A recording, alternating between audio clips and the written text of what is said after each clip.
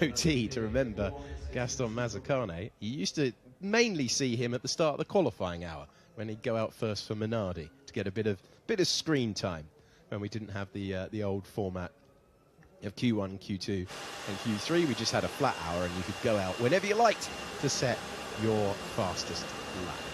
I was talking to someone yesterday about Argentinians in Formula One, and they said, well, you have many Argentinians in Formula One. I said, well, I think the last one was Gaston Mazzacane. Then we had Esteban Tuero, and I was thinking, oh, this is a pretty checkered past they've had in recent times. But then if you go back far enough, you get Juan Manuel Fangio. So they have had champions as well. They have done. One of the greatest drivers, if you're one of our newer fans, one of the greatest drivers in the history of the sport. 5-time world champion, Juan Manuel Fangio. And Franco Colapinto is trying to be the first Argentine driver to score points since Carlos Reutemann finished second in 1982. That was for Williams in the South African Grand Prix. Will Buxton's wandered to Ferrari. Well, under a red flag, I figure let's get as many upgrades done as we can, and then I can let you guys just talk when the cars are out on track. Ferrari, 9 upgrades in total on the car this weekend, 7 of them performance-related, 2 of them circuit-specific. Of course, those circuit-specific upgrades are the front wing and the rear wing. They've also modified the camera positioning on the nose. The mirrors have been changed, a shorter stay on those. The floor fences, they've redistributed the profile and the camber. The floor body, they have completely reshaped. The floor edge, they have completely reshaped. And the diffuser, completely redesigned, along with a brand new engine cover with a deeper undercut. Those last 7 upgrades that I just ran through there, all performance-oriented. This car, which was upgraded in Spain and brought back that bouncing, that porpoising, which all the teams in the pit lane thought that they had resolved with these new generation of cars, had returned and turned what was a race-winning car at the hands of both drivers this season into one which barely competed for podiums. They are hoping that this performance upgrade here on home turf will launch them back into the final 9 races of the season as a credible threat for race wins every weekend. Thank you, Will. What an end to the season we've got if it does, because Ferrari have fallen back somewhat. Charles Leclerc 2 podiums in a row, but they've been fighting a rear guard action. This is the reason that we're under the red flag. If you've just pressed play, great to have your company on F1 TV. This is Andrea Kimi Antonelli on debut in FP1 behind the wheel of George Russell's Mercedes. Second push lap, soft tyres, his first one, massively committed. His second one into the barriers. Overcommitted. And there's so much talk about this guy. We spoke to Chris McCarthy on the pre-FP1 show. You know, we're all excited to see him. And his first lap, you're thinking, this is why. He has the talent. Okay, so that's Kimi off at turn 11. Is he okay? Stand by. Yes, I think.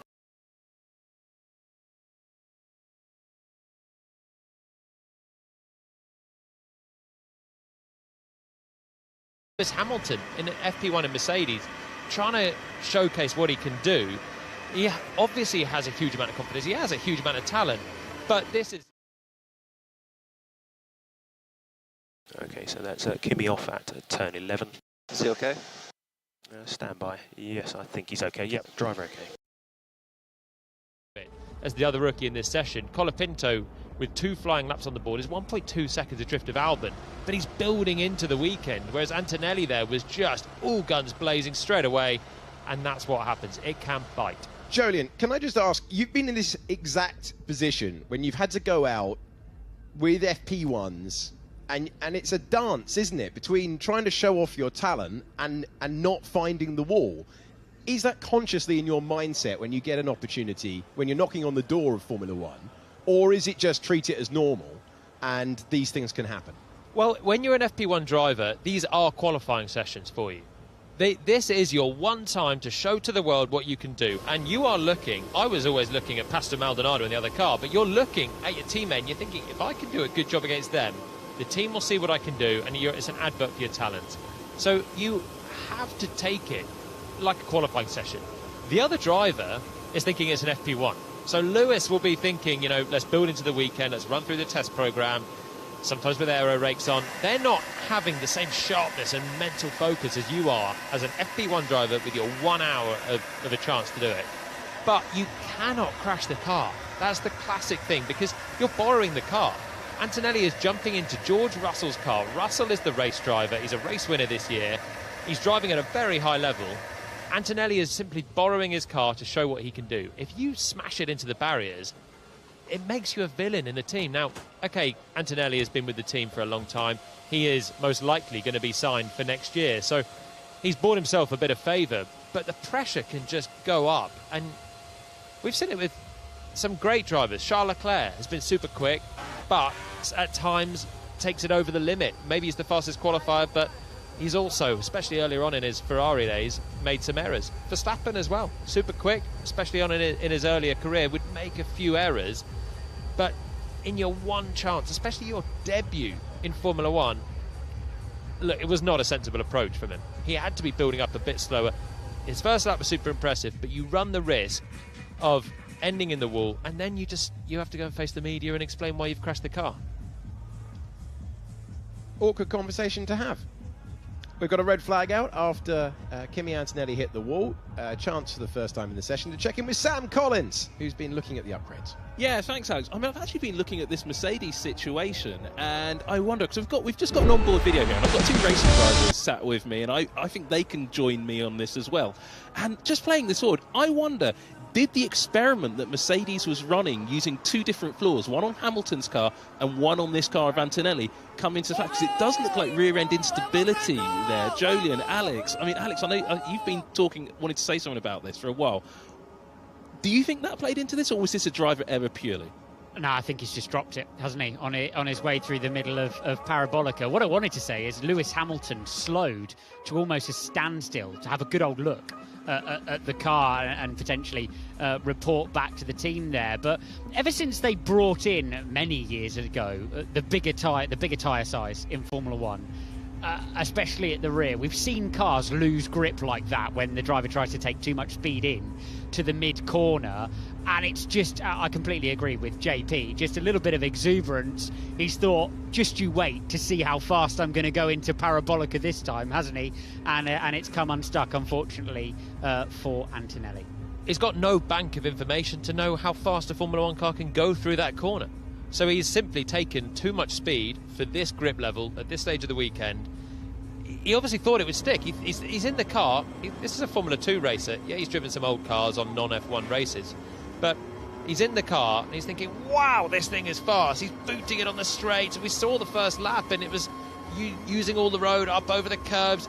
Full commitment. And his eyes must have been wide, thinking, this thing has so much grip.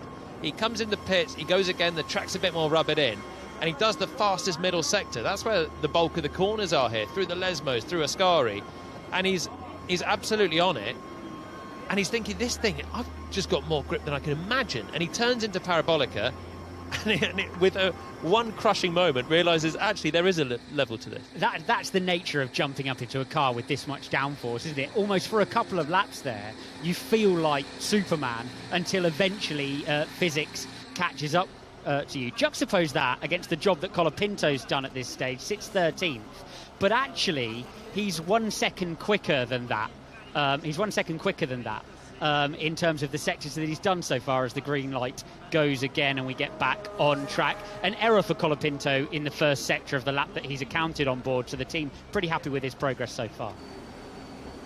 We're underway again. After a red flag delay, we see the returned Mercedes to the pit lane. 36 minutes to go then. Everyone back up and running. Story of the session so far. Andrea Kimi Antonelli finding the barrier at the Parabolica in his first ever FP1 outing. And we've had Max Verstappen struggling to slow the car down at turn 1 on 3 occasions. Same as applied for Carlos Sainz. He's been over the road, and so has Charles Leclerc as they get used to this new surface. And we have a look at the first Lesmo.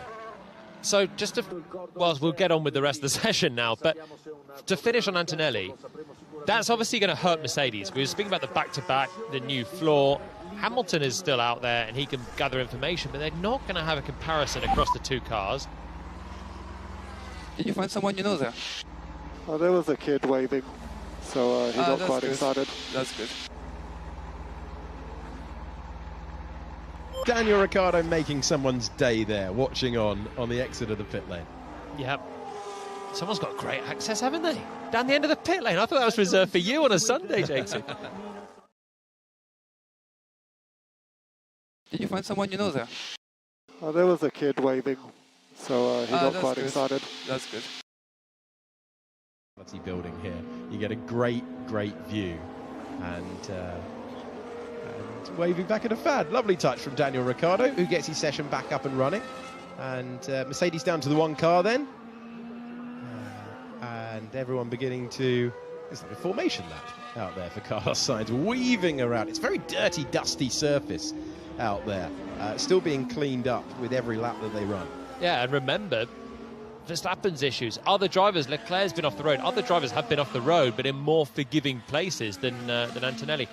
Have you guys ever known someone to come into a Formula One weekend and crash before they've done 2 laps? I mean, I'm just trying to emphasise how rare this is. And I'm not talking about an absolute tail ender that's been nowhere and hopeless, which there must have been in the echelons of the past Formula One, but someone with talent, as Verstappen goes wide again, someone with undeniable talent to come in and before they've done 2 flying laps, total the car. This is something I can't remember seeing. Even the great drivers build up to it a little slower. Maybe they make mistakes, but within 2 flying laps. It's a very unusual circumstance, isn't it, to find yourself talked about like he has been since the moment that Lewis Hamilton announced he was going to Ferrari.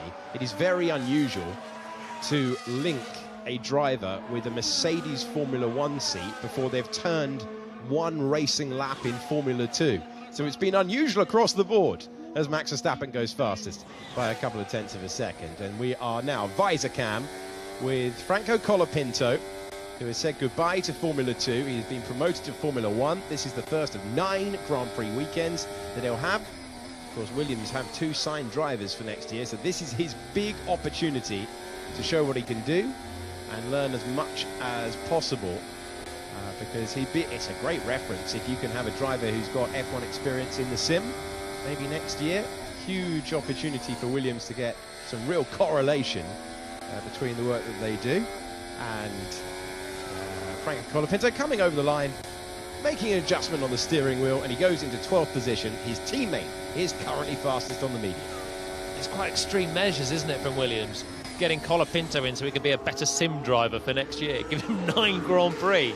And, of course, we know that Sainz is in that car for next year. He's got nowhere to go, has he? That's my... Vibration in the front tyres. Okay, copy. opportunity. What a chance. Yeah, absolutely. If you get a chance to race in Formula One, I mean, he's at least got more of an opportunity than Antonelli this year, because he knows he's in for these 9 races. That's what has been announced. Colapinto not just driving this session, but this weekend, and Good the to rest see. of them. Yep, there we go, the confirmation. I sort of recall Alex Albon doing his first FP1 in Melbourne in the Toro Rosso and hitting the wall exit of turn 2. That must have been quite early on for him in his Formula One career. I don't know if it was within 2 laps, but anyway, that's the other side of Colapinto's garage, and he's gone second place. Yeah, Bottas, Albon, Norris, Hamilton and Verstappen. This is Oscar Piastri. He's making his way through the Ascari chicane. Wonderful change of direction through there. Turning in from the grass. Oh, brave from Piastri there, really finding the limits. The grip level is really low. I don't know how Piastri found some grip to turn in there from the grass. Doesn't want to go another millimetre over that. Well, that's going to end in tears as well for him. McLaren, big weekend for McLaren, I think. Norris up to 3rd. Piastri crosses the line, goes 10th. I think if McLaren can beat Red Bull around here, they can beat them anywhere. I think we know that the high downforce circuits now, after last week, it's their forte. But this is the absolute opposite of it. Low downforce, low speed corners. Hamilton does the Verstappen line of dropping a wheel wide at Lesmo 2. If McLaren can be strong here, then this is a proper title contender that we've got. Lando Norris for the drivers. It is the real test as well. as we see the Mercedes airborne, and it's been a dramatic session, dipping a wheel in the gravel, big chunk of curve as they try to get used to these new curbs. But as you say, Jolien, it is the real test, and especially for Lando Norris. And 2 less modes to help entries. Just is too nervous everywhere still.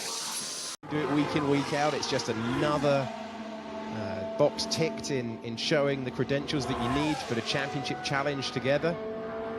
Would be very, very unusual. But the McLaren's the form car. That was the dominant over 20 seconds. His winning margin. Very unusual if you consider that Formula One has been as tight as it has been. 7 different winners, ultra competitive, and then suddenly McLaren turn up at Zandvoort and leave the field behind by 20 seconds. Biggest margin of the year. And when you consider that he'd lost the lead at the start of the race as well, did it take him a full 18 laps to reclaim the lead, and then he disappeared by pretty much 23 seconds in the end. It was dominance from McLaren. Red Bull had no answer and left scratching their head really as to what's gone on with their car pace, balance issues, no feeling of grip, and as a result more tyre deg as well for Verstappen. Perez with similar feedback a little bit further back. But again, this is such a different circuit, everyone feeling it out, low grip, poor track conditions as well, low downforce.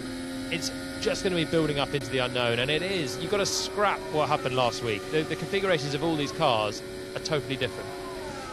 Lando Norris has gone over the line. Fastest final sector of anyone so far. He's second at the moment on the medium tyre. Fastest driver out there is Valtteri Bottas for Sauber on the soft. Sam Collins, what have you got for us?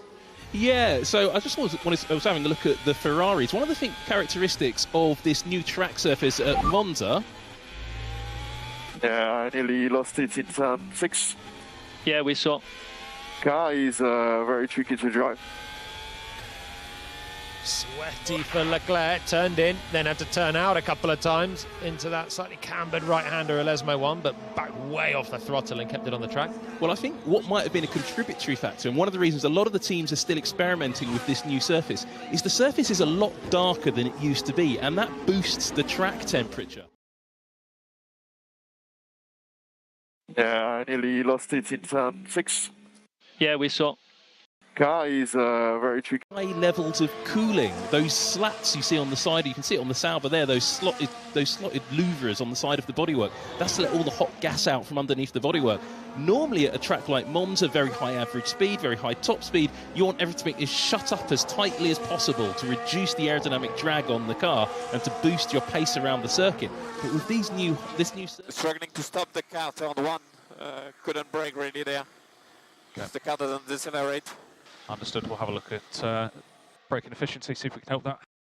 There's been big title deciding moments with just power units going pop around here in the past. With these days, it's 33 degrees out there, let alone the track temperature is, as you said, over 50. This could be slightly attritional on Sunday. And I think actually it already is being. I've actually just seen my FIA notes that have come through. About half the field have already bolted in a brand new power unit for the start of this race weekend. Crucially, George Russell's number 63 Mercedes car, which was renumbered at the start of this session to that car for Kimi Antonelli that ended up in the wall, that has been fitted with a brand new power unit. So that was George Russell's brand new power unit and his last for the season that ended up in the tyre barrier at Ascari. And, not Ascari, at the final corner. Parabolica. Parabolica. I got my racing drivers muddled there.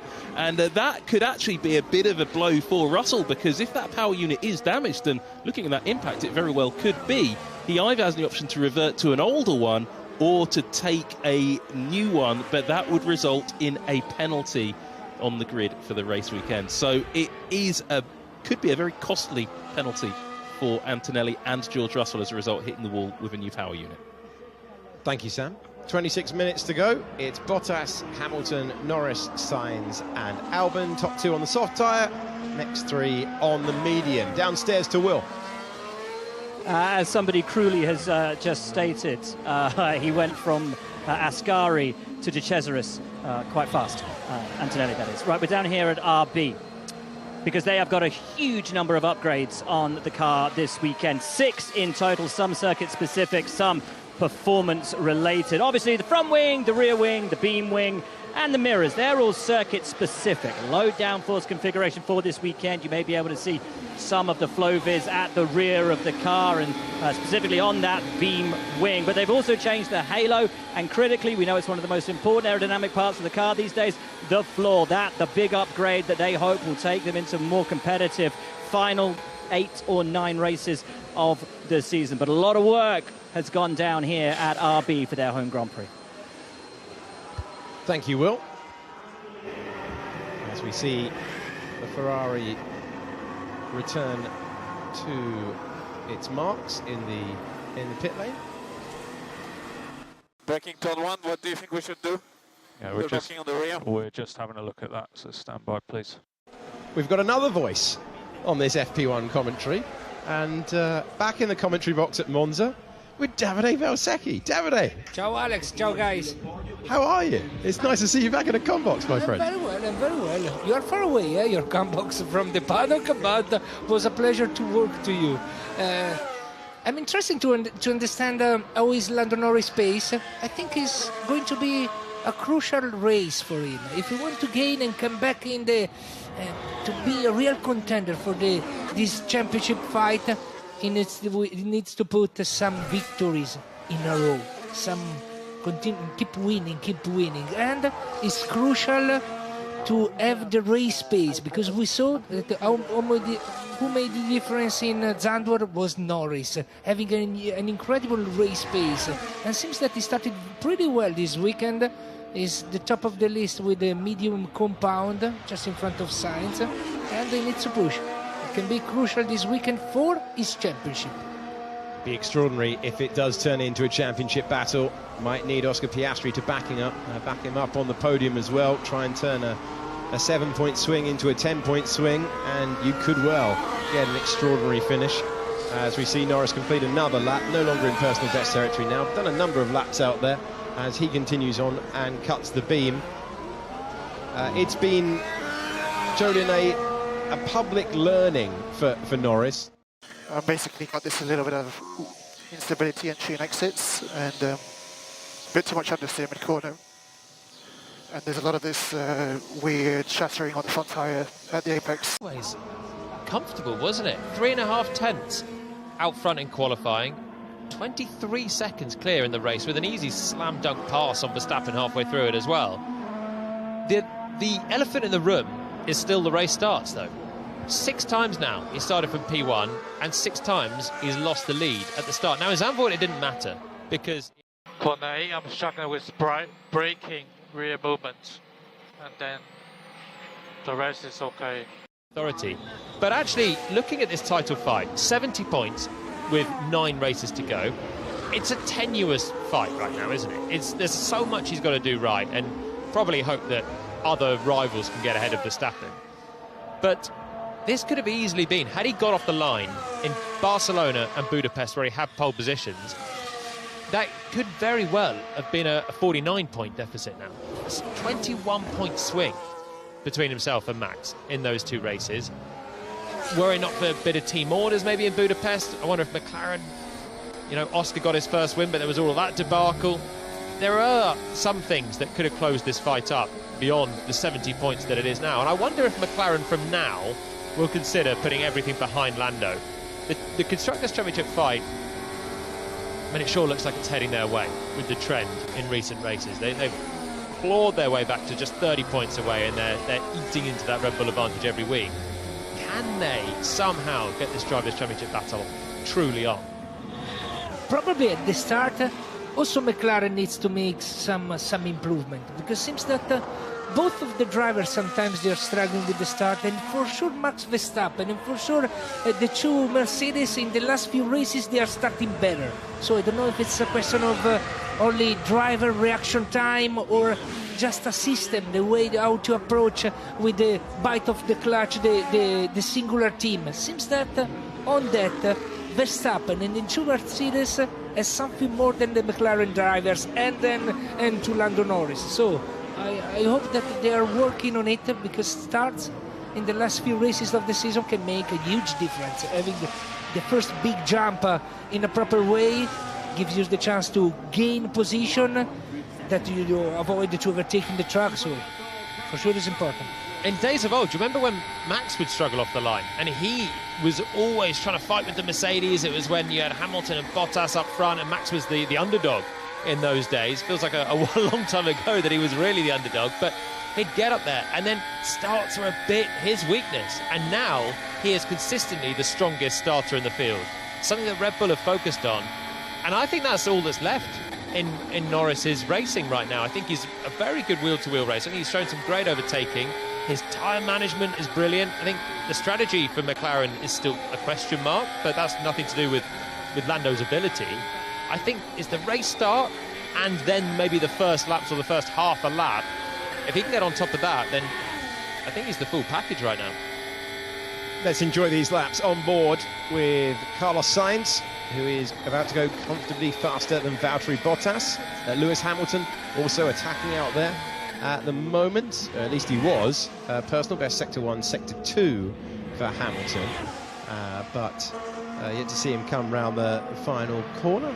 And then, oh, big moment. There's a lot of speed being taken into the Parabolica. It was so fast. He lost the rear. He had to correct immediately the line with the steering. Oh, it was scary, eh? A risk to crash also for Sainz. Perfect Leclerc. Very wide on the outside. Use all the track to be flat out. Second place behind Valtteri Bottas, who is having a fun run out there, enjoying himself. Trying to book his contract with the team for Formula One in 2025. I've got a panel of drivers that I'm going to ask the question to. Did it ever get in your head, in your career, if you have a bad start and then you'd have another poor start because you were overthinking it or something like that, or is it doesn't really work that way? There's Sainz going wide again at the Parabolica. I cannot tell you how big that moment was for Sainz. His heart rate would have just gone through the roof there. Tricky one. Doesn't sound it, does it? But it would have done. And he'll be well aware of Antonelli putting it in the wall there earlier on. He very nearly had the same moment.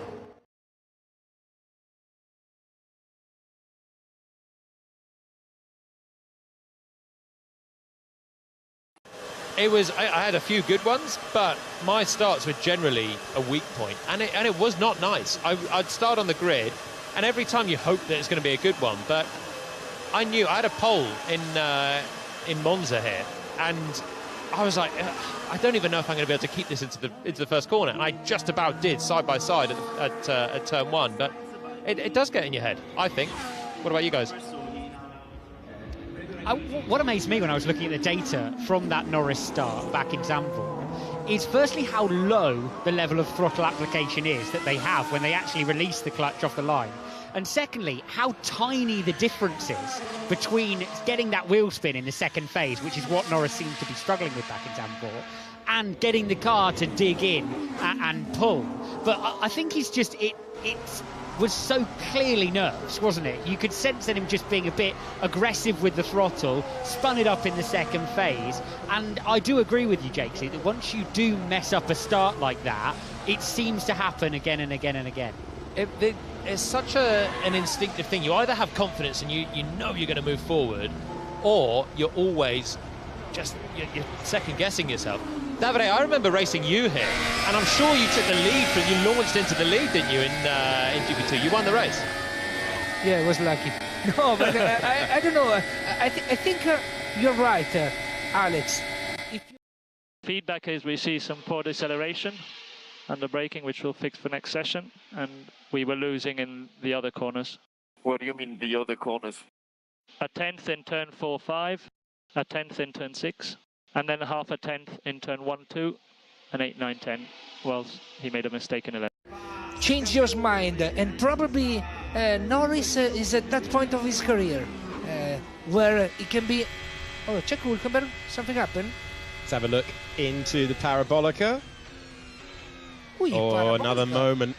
But Parabolica today, maybe this one, guys, is also experience. I mean, we saw, seems that he was on a slow lap, Hulkenberg, but we saw Sainz how quick the car lost the rear and how quick it was to react to the steering wheel, and he saved the situation. Probably was just a bit of more experience than Antonelli when he crashed.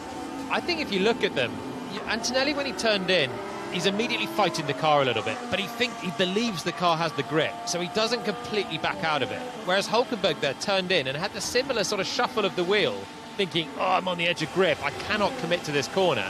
So he backs off it and saves himself for another lap. I think Antonelli, with more experience, would have backed way off that on the initial turn-in and not tried to keep his foot in to get to that apex point with so much more speed there than Hulkenberg.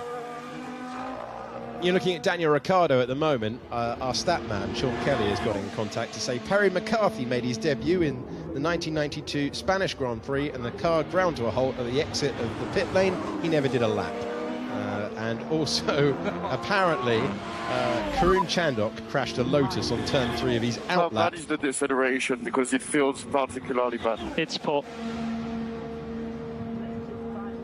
Charles Leclerc being told that Karun Chandhok dropped it, turn 3 on the outlap, FP1, opening race of the year, Australia 2011. I'm informed. Karun had already raced in 2010, so that wasn't his first laps of being a Formula 1. How bad is the deceleration? Because it feels particularly bad. So Palmer's point being, it is pretty unusual to find the barriers on debut, especially when you've got the reputation that Kimi Antonelli has. Final thoughts about what we're looking forward to for the rest of the weekend, Davide? You've got to go and run the long distance back to the paddock. You seem delighted with that. Good job it's not 33 degrees out there. So this is such a great occasion at Monza. They've made changes to the circuit. Drivers getting slightly irritated about the curbs was a chat. We had a hot lap yesterday, which was fairly hair-raising for me and fairly fun for you. Do you think the curbs have taken something away, or do you think it's fine? To be honest, we need to see how is evolving the weekend.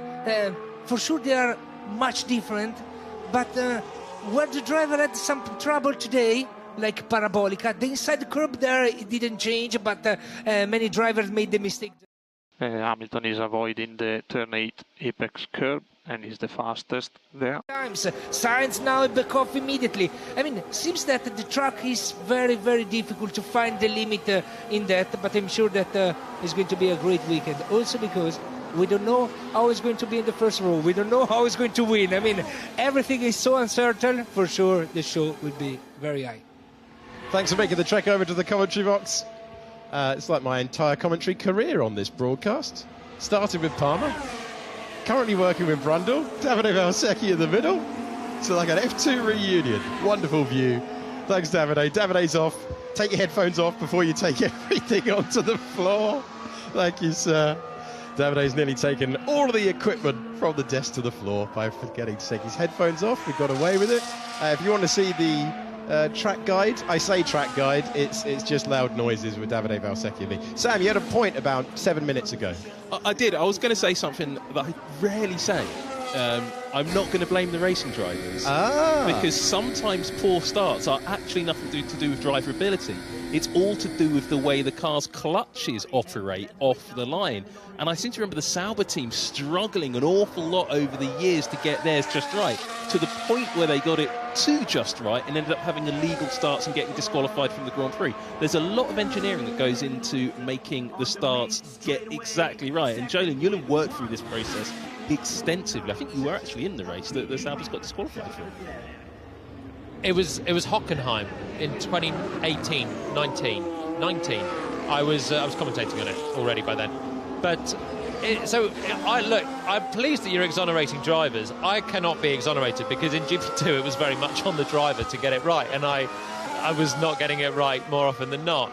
But in Formula 1, it is so much more complex. Trying to find your clutch plateau, basically, where you want to drop the clutch to the bite point that you're really not engaging the clutch, but you've got a bit of slip. It's so hard to drive in high speed. Your clutch release and your throttle input as well. So you don't want to be nailing on the revs because you're going to go straight into wheel spin. You don't want to be dropping the clutch too far. You're going to go straight into wheel spin. You don't want to drop the clutch not enough, you just won't get the drive. So it is technical to try and get it right. In Formula 1, it's basically about minimising wheel spin. You don't really bog down a Formula 1 car like you do underpowered junior series cars. There's 1,000 horsepower in these things. They'll light up easily.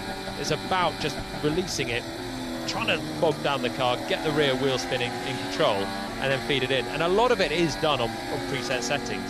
So I was looking at McLaren in Zandvoort, and on the face of it, looked like it might have been a McLaren issue when both drivers go backwards, first and third on the grid. But when you delve into the detail, you do then see that both drivers are squeezing on the throttle after they've released the clutch.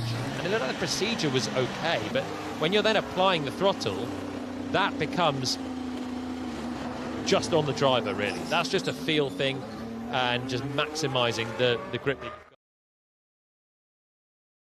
got. And red button, please. Well, you don't want it, or you do? I already did it. If you've done the red button, we're all good. Stand by a second. But now I have to redo it. Just hang on. It's all good. At this stage, Lando Norris is all the way wound out in terms of locking the diff on the way into the corner. A huge amount of feedback through to him on the radio. What McLaren beautifully call opportunities, which are his losses around the track. So they refer to them as opportunities. I needed a bit of that. Yeah, he's been lovely jargon. Would you like some opportunities?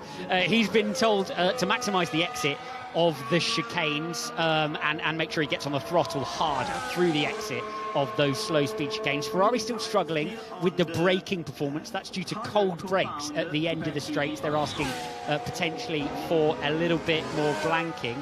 Alex Albon reckons they can improve the brake migration of that Williams to move it closer to the pack. So he's pretty happy with how the car is handling so far, but feels like the braking phase is where they can improve that Williams a little bit. A curious radio message to finish off from Max Verstappen, who's very concerned with lifting wheels in the chicanes. An interesting piece of feedback, which I wonder is in relation to curb riding in that Red Bull. So that's kind of the runners and riders in terms of a bit of radio download for you. You quite often see very stiffly sprung cars lifting wheels, the inside wheels, as you go through a chicane. Obviously, a wheel that's dangling in the air, that tyre's not helping you go round the corner. Yeah, very difficult final corner. It's really loose on the way to final corner. I don't know if the wind has picked up, but yeah, there is really poor entry stability. Red Bull, though, are one of these teams that are experimenting quite extensively in this session, and also I think later today, with their floors. I did see one of their floors described as a Franken floor, where they've got their new specification floor they introduced recently to Max Verstappen's car, which didn't work brilliantly in Zandvoort, it didn't work brilliantly in Spa. They're now trying to integrate some parts of the old floor with parts of the new floor to try and get that performance back, but it seems to be working. Interesting to hear those messages about overcooled brakes. I was going to talk a little bit later, and probably still will, about some of the cars having much bigger brake ducts than I expected, McLaren in particular, but some of the others I'm going to go and have a look at now. I think the new surface and the high temperatures has caught out a few teams, and they're running really big brake ducts, but I think they're running too big brake ducts for this circuit. We'll keep an eye on that through the weekend. That's another thing they've got to keep on top of. Let's keep an eye on Verstappen's lap here. He's having a difficult session down in 18th, up towards Ascari, putting together a better lap on this run. In fact, it's the fastest middle section. So this is now Max on soft tyres, seeing what it can do. Is the car more hooked up? Certainly looks that way. Super attacking stuff through Ascari. I think by the time that we get to Q3, we're going to see so much curb taken through there in comparison to previous years. We've got Lando Norris at the top left of your screen for the World Championship leader on board. Yeah, the tire is not cooling down. Copy. Take the all-time record for consecutive victories, 10 in a row scored when he crossed that line. He's the fastest driver, and he is into the 21s, 1:21.6 for him. So he does have pace in hand. This was looking for 52 minutes like a really difficult session. We've seen the car go 3 times through the Rettifiglio chicane, not be able to stop the car. We're talking about three-wheeling, lifting a wheel, and the lack of compliance. But now that he's been in the pits, he's done one of the fewest laps of anyone. In fact, only Antonelli is going to end this session with, or is on less right now anyway. 5 laps for Antonelli, 14 for Verstappen, not that many, but they've been troubleshooting problems, bolt on a set of softs, and he unleashes some pace. Well, Antonelli, 7th in the Formula 2 Championship that he will try and qualify the car for later on this afternoon. 4 o'clock local time. He will be back in a Formula 2 car. It's coming up to 2:30 local time with 5 minutes to go. Antonelli 7th in the Formula 2 Championship coming into this round. Franco Colapinto leaving the championship in 6th position with 1 win, scored with a dramatic around the outside move to take the lead on the last lap. It was a sprint race in Imola where he took his only Formula 2 victory. It's been very competitive Formula 2 Championship. Always is, but 14 different winners this year, and Colapinto among them. Great win. James Vowles has referenced that. James Vowles very direct in his dealings with the press when describing why he picked Franco Colapinto, with comments that I don't think Mick Schumacher will thank him for. Williams, of course, have good prospects for the future with Alex Albon and Carlos Sainz. But when your team has scored 2 points scoring finishes all season long, it's an interesting situation to find yourself in, passing judgment on others. 9th place, the best that Williams have managed all year long. They do have a good record around here. Alex Albon and Franco Colapinto will try and add to it. I think the signing of Colapinto shows that Williams are... I mean, he's not the best driver they could have possibly put in that seat. Let's say that. There are better drivers around. He's been part of their academy. He's come through. He's won a race in Formula 2. He's had a perfectly fine start to this FP1, his first weekend in the car. He drove acceptably at Silverstone. But there are better names. If they wanted to sign the best possible driver for the last 9 races, then some of the other rumoured names must have been a more favourable drive. But I think Williams are fairly set with 9th place in the Constructors. They're 4 points ahead of Sauber. 4 points is doable. 1 free grace for Bottas or Joe getting an 8th place, and they're ahead of Williams. They've still got Albon in the fight, who's really been the only driver that might have scored a point for Williams in, it was like a year and a half. Of course, Sargent got that. The tyres are melting already. Big raining.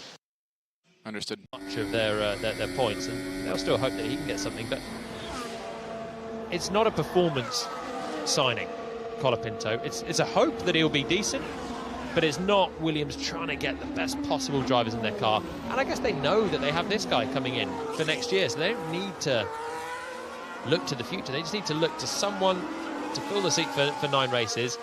Will Colapinto be better than Sargent?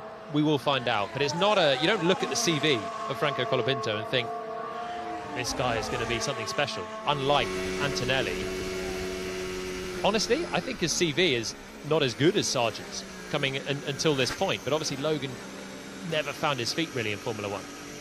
Just a point on Logan Sargent, haven't really discussed it. We talked about, obviously, Antonelli and Colapinto in weekend warm-up yesterday.